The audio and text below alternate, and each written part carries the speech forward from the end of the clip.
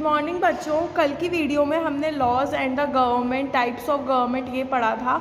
आज हम new topic पढ़ रहे हैं, डेमोक्रेटिक गवर्नमेंट। ये आपका इस चैप्टर का लास्ट टॉपिक है। चलिए स्टार्ट करते हैं। India is a democracy. India क्या है? एक डेमोक्रेसी है, मतलब लोकतंत्र देश है हमारा, है ना। ये हमने पहले पढ़ा हुआ है टाइप्स ऑफ गवर्नमेंट में।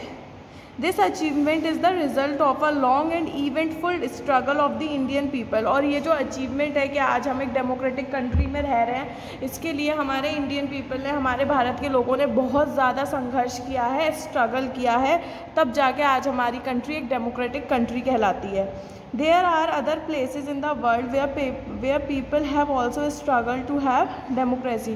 और भी जगह हैं हमारी दुनिया में जहाँ पे लोगों ने स्ट्रगल किया है कि उनकी कंट्री भी क्या बन जाए, डेमोक्रेटिक बन जाए। You now know that the main feature of democracy is that the people have the power to elect their leaders। तो आप सोच रहे होंगे ऐसा क्या है डेमोक्रेसी में कि सब लोग अपनी कंट्री को डेमोक्रेटिक बनाना चाहते हैं। तो भाई मेन फीचर है डेमोक्रेसी का कि जो पीपल है, लोग हैं, उनके पास पावर होती है कि उनके ऊपर रूल करने वाला जो लीडर है वो खुद सेलेक्ट कर सकते हैं कि हाँ ये आदमी है जो हम पर रूल कर सकता है और इसकी बात हम मानेंगे। So in a sense of democracy is rule by the people. तो एक तरीके से देखा जाए तो डेमोक्रेसी कौन रूल कर रहा है? पीपल रूल कर रहे हैं। क्यों भाई? क्योंकि जो हमने एक लीडर चुना है वो भी कैसे चुना है, जो हम चाहते हैं कि ये हमारा लीडर बने। तो इनडायरेक्टली हम डेमोक्रेसी के कौन रूल कर रहा है? हम पीपल ही रूल कर रहे हैं। The basic idea is that people rule themselves by participating in the making of these rules. जो बेसिक आइडिया है, पीपल जो लोग हैं वो अपने आप पर रूल कर रहे हैं by participating in the making of these rules. जब भी कोई नया नियम बनाया जाता है, नया कानून बनाया जाता है, उस नियम में जब हम शामिल हो जाते हैं, इसका मतलब हम खुद पर ही क्या कर रहे हैं, नियमों को लागू कर रहे हैं और उसको मान भी रहे हैं। ये होती है एक democratic country. Democratic governments in our times are usually refer to as representative democracies. जो डेमोक्रेटिक गवर्नमेंट है उसको हम क्या रेफर करते हैं, क्या बोला जाता है? रिप्रेजेंटेटिव डेमोक्रेसीज भी बोला जाता है। अब रिप्रेजेंटेटिव डेमोक्रेसीज में क्या होता है? In representative democracies people do not participate directly. तो ये बताइए, हम क्या डेमोक्रेसी में खुद जाके पार्टिसिपेट कर रहे हैं कि हमारे ऊपर हमें ये नियम चाहिए या ये हमें नहीं फॉलो करना? नहीं ना।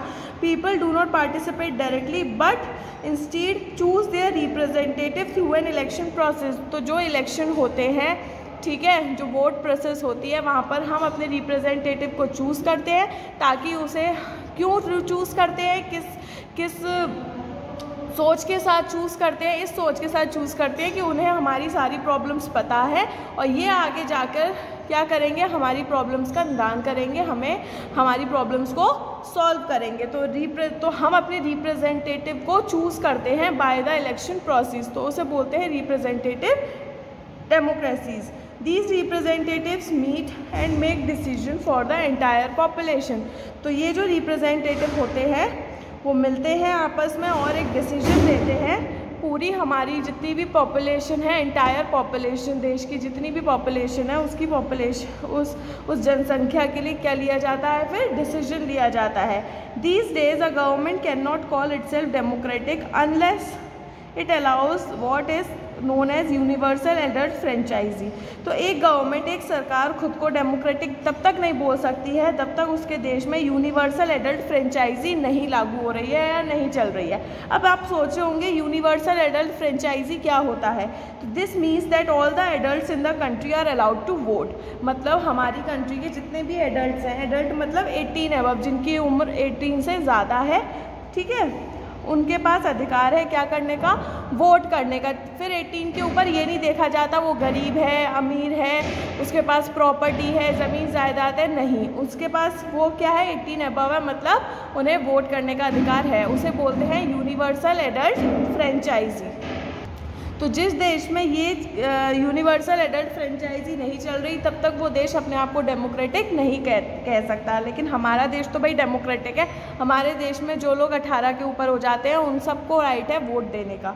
But it was not always like this. Can you believe that there was a time when governments did not allow women and the poor to participate in the election. तो एक ऐसा भी टाइम था, एक ऐसी भी हिस्ट्री थी हमारी कि विमेन मतलब औरतें और पुअर लोग मतलब जो गरीब लोग थे उन्हें वोट देने के अधिकार नहीं थे. In their earliest forms government allowed only man and owned party and were educated.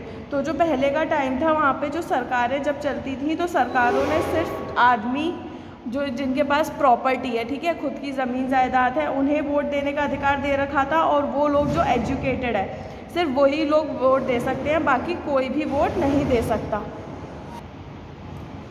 This meant that women, the poor and the property less and the uneducated were not allowed to vote. इसका मतलब क्या है कि जो औरतें हैं, गरीब लोग हैं, या फिर जिनके पास प्रॉपर्टी नहीं है, या फिर जो अनएजुकेटेड है, उनके पास अधिकार ही नहीं है वोट देने का. The country was govern by the rules and regulation that these few man made. और जो कंट्री है, जो देश है, वो लोग गवर्न कर रहे थे, जो क्या है, वो अपनी रूल्स एंड रेगुलेशन चला रहे थे. जो ये फ्यू मैन मेड लोग अपना जो गवर्नर चुनते थे, अपना जो रिप्रेजेंटेटिव चुनते थे, वो लोग. तो सोचिए, वो लोग अपने हिसाब से चुनते होंगे, लेकिन जो लोग गरीब हैं वो लोग वोट ही नहीं कर पा रहे हैं. तो उनकी समस्या कैसे आगे बढ़ेगी, वो लोग कैसे एक रिप्रेजेंटेटिव चूज़ करेंगे? क्योंकि उन पर तो वो इंसान रूल कर रहा है जिसे उसकी परेशानी ही नहीं पता है ना. तो एक ऐसा भी टाइम था. In India before independence only a small minority was allowed to vote and they therefore came together to determine the fate of the majority. मतलब इंडिया में भी, हमारे देश में भी इंडिपेंडेंस से पहले, मतलब देश आज़ाद होने से भी पहले एक स्मॉल माइनॉरिटी अलाउड होती थी वोट देने के लिए. जैसे मैंने आपको बताया कि जो एजुकेटेड है, जो प्रॉपर्टी ओन्ड है और जो मैन है, उन लोगों को वोट देने के अधिकार थे, तो वो लोग वोट देते थे. और जो मेजॉरिटी से जीतता था वही क्या बन जाता था, लीडर बन जाता था. Several people included Gandhi ji were shocked at the unfairness of the practice and demanded that all the adults have the right to vote. तो फिर बहुत सारे लोग, जैसे कि गांधी जी भी बहुत शॉक हुए कि ऐसी जो अनफेयरनेस हो रही है, और उन्होंने डिमांड की कि सारे एडल्ट्स को क्या आपको अधिकार देने चाहिए, क्या देने के लिए, वोट देने के लिए. उसी को बोला जाता है universal adult franchise. Writing in the journal young India in 1931 में एक पत्रिका छपी थी जिसमें गांधी जी ने बोला था, I can not possibly bear the idea that a man who has got wealth should have the vote. मतलब उन्होंने अपनी पत्रिका में ऐसा एक पैराग्राफ लिखा था, उसमें उन्होंने अपनी बात बताई थी कि मैं बिलीव ही नहीं कर सकता कि जो आदमी लोग जिनके पास सिर्फ पैसा है, सिर्फ उनको ही वोट देने के अधिकार है. But that a man who has got character but no wealth or literacy should have no vote. लेकिन जिस आदमी के पास चरित्र है और बहुत सारी चीज़ें हैं, उसके पास आपको वोट देने का आपने अधिकार ही नहीं दिया. और that a man who works honestly by the sweat of his brow day in and day out should not have the vote for the crime of being a poor man. उसके vote होना चाहिए, लेकिन जिस व्यक्ति के पास चरित्र है, धन या साक्षरता नहीं है, उसके पास वोट नहीं होना चाहिए. क्या ये आदमी जो दिन रात अपने माथे से पसीना और ईमानदारी से काम करता है, उसे एक गरीब आदमी होने के लिए वोट देना नहीं चाहिए? मतलब उसके लिए अपराध है कि वो गरीब है? क्या उसने कोई अपराध कर दिया है गरीब होकर, जो आप लोग उसे पावर ही नहीं दे रहे हो वोट देने की? जो रिच है, वेल्थ है, जिसके पास वेल्थ है सिर्फ वही वोट दे पाएगा, लेकिन जिसके पास चरित्र है, धन नहीं है, साक्षरता नहीं है, उसको आप वोट नहीं देने दे रहे हो. ठीक है, तो यही सब चीज़ें हैं. डेमोक्रेसी मतलब क्या होता है कि पीपल खुद अपने लीडर को चूज़ करते हैं. और डेमोक्रेटिक कंट्री में एक यूनिवर्सल एडल्ट फ्रेंचाइजी मेन होती है, जिसमें 18 से ऊपर वाले लोगों को क्या देना है, वोट देना कंपलसरी है. तो यहाँ पर एक पैराग्राफ दे रखा है, इस कॉलम को हम पढ़ेंगे.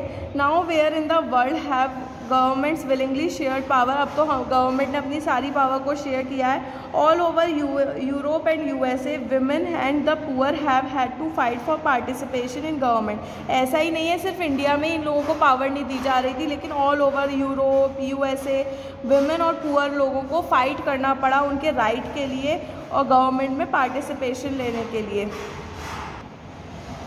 तो विमेन को हर जगह क्या करना पड़ा, स्ट्रगल करना पड़ा. पुअर लोग थे, जो विमेन थी, उन्हें हर जगह स्ट्रगल करना पड़ा, फाइट करना पड़ा, लड़ाई लड़नी पड़ी सरकार में दाखिला कराने के लिए. Women's struggle to vote got strengthen during the first world war, और जब फर्स्ट वर्ल्ड वॉर हुआ तो उनका जो स्ट्रगल था वो ज़्यादा बढ़ गया और इसी मूवमेंट को बोला जाता है विमेन सफ्रेज मूवमेंट। सफ्रेज मतलब उनको वो यूजुअली मतलब होता है राइट टू वोट, मतलब फर्स्ट वर्ल्ड वॉर के बाद विमेन बहुत ज़्यादा उत्सुक हो गई कि अब हमें भी क्या चाहिए, राइट टू वोट चाहिए। During the war many men were away fighting and because of this women were called upon to do work। जब वॉर हो रहा था, लड़ाई दंगे हो रहे थे, तो मैन जो थे, जो आदमी लोग थे, वो तो भाई लड़ाई लड़ने चले गए थे, तो वुमेन को ही बुलाया जाता था काम वगैरह करने के लिए। That was earlier considered man's work. Many women began organizing and managing different kinds of work. और फिर क्या हुआ, बहुत सारी औरतें काम ऑर्गेनाइज करने लगी, मैनेज करने लगी अलग अलग टाइप के कामों को। When people saw this, they began to wonder why they had created so many unfair stereotypes about women and what they were capable of doing। तो जब लोगों ने देखा कि women सारे काम कर सकती हैं, मैनेजिंग भी कर सकती हैं, ऑर्गेनाइजिंग भी कर सकती हैं और कामों को संभाल भी सकती हैं, तो उन्होंने जब इतनी सारी खूबियाँ देखी तो उन्होंने वो सोचने लगे कि हमने इतने सारे स्टीरियोटाइप्स क्यों बना रखे हैं, इतनी सारी ऐसी सोचें क्यों क्रिएट कर रखी हैं women के खिलाफ, बल्कि वो बहुत सारी चीज़ें कर सकती हैं तब भी। So women began to be seen as being equally capable of making decision। तभी से क्या हुआ, जो women हैं वो भी equally मानने लगी, मतलब उनको भी समान ही जाने लगा और उनको भी capable मानने जाने लगा कि वो भी decision ले सकती हैं। The suffragettes demanded the right to vote for all the women and to get their demands heard they chained themselves to railings in public places. जो सफ्रेगेट्स थे, जो लोग राइट टू वोट के लिए सफ़र कर रहे थे, वो लोग आगे बढ़े, उन्होंने रैली बनाई, चेन्स बनाई और उन्होंने बहुत ज़्यादा रैलीज़ वगैरह निकाली पब्लिक प्लेसेस पे कि भाई अब हमें राइट टू वोट चाहिए। Many suffragettes were imprisoned and went on the hunger strikes. बहुत सारे लोगों को तो जेल में डाल दिया गया और बहुत सारे लोगों ने हंगर स्ट्राइक्स करी, मतलब भूख हड़ताल करी। And they had to be fed by force, और किसी को तो and they had to be fed by force, और उन्हें खाना किसने खिलाया, फोर्स ने, मतलब जहाँ पे जो आर्मी वगैरह के लोग होते हैं वो। American women got the right to vote, और फिर अमेरिकन जो वुमेन थी उन्हें राइट टू वोट मिला 1920 में। While the women in UK की वुमेन्स को got to vote the same terms as man some years later in 1928। तो अमेरिकन वुमेन्स को राइट टू वोट मिला 1920 में और यूके की वुमेन्स को वोट मिला 1928 में। तो इसी के साथ आपका चैप्टर होता है आज कंप्लीट। कल मिलेंगे इसके क्वेश्चन आंसर्स के साथ, तब तक के लिए बाय बाय बच्चों।